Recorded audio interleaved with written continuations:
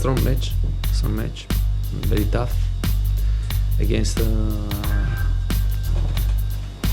strong team. I think Liverpool is a really good team. And, they play with high intensity. They bring many players in an offensive situation. I think it's a very good team. The last season was not a Chelsea season, obviously, and now they're back on track, and that's how it is. So we need to be ready for a real challenge.